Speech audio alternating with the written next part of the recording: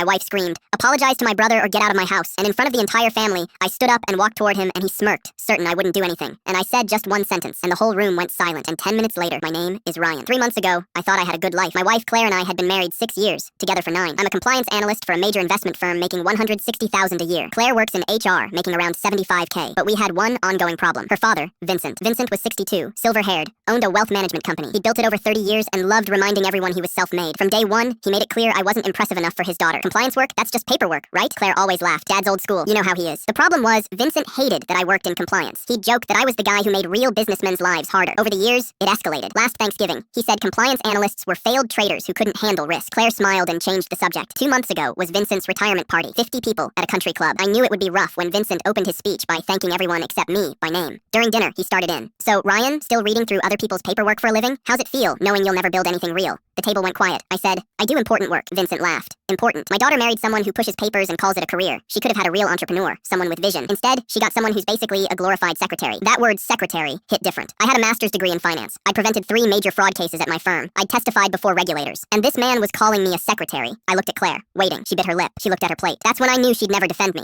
Not against him. Vincent kept going. "You make decent money. I'll give you that. But you'll never understand what it takes to actually build wealth. You just sit in an office, making sure people follow rules." "Actually, Vincent," I stood up slowly. "There's something everyone here should know." The room went silent. Vincent's smile widened. "Your wealth management company has been operating as a Ponzi scheme for at least 18 months. I know because 3 of your clients are executives at my firm. I've seen the quarterly statements. You're paying old investors with new investor money. The returns you're promising don't match any actual trading activity." Vincent's face drained. His wife Patricia's hand went to her throat. "That's absurd," Vincent said, but his voice shook. "You have no idea what you're talking about. I have every idea. Your firm claims 12% annual returns in a market doing 6. I pulled the trade confirmations for 2 of your biggest accounts through my compliance access. There's no underlying assets. You're just moving money between accounts. I've been documenting it because I thought you'd eventually come clean. Instead, you called me a secretary." Claire's mother started crying. Her brother stood up. "Is he lying, Dad?" Vincent couldn't speak. Claire grabbed my arm. "What are you doing? You're destroying my father." "I'm revealing the truth. Your father has been committing fraud while calling me worthless. And you sat there and let him. You humiliated us. You humiliated him." Claire's voice cracked. "Apologize to my father. Apologize right now for making these accusations." "No, then this marriage is over. Get out." I looked at these people who'd watched Vincent tear me down for years. "I'll get my things tomorrow. My lawyer will call you about the divorce." Claire went pale. "Ryan, I didn't mean divorce." "Yes, you did. You chose him over me, just like you always have." I walked out while Vincent sat frozen in his chair. 2 weeks later, the SEC launched an investigation. Vincent's firm collapsed within days. They found $40 million in missing funds. He's facing 15 years in federal prison. Claire's family lost everything. Patricia filed for divorce. Their house went into foreclosure. My divorce finalized in 5 months. I got a fair split. 6 months after that, I ran into Claire's brother at a coffee shop. He looked exhausted. "You were right about everything. Dad destroyed a lot of people. You tried to warn us." I just nodded. Today, I'm seeing a woman named Jordan, who works as a middle school math teacher. She makes $52K a year, which Vincent would call pathetic.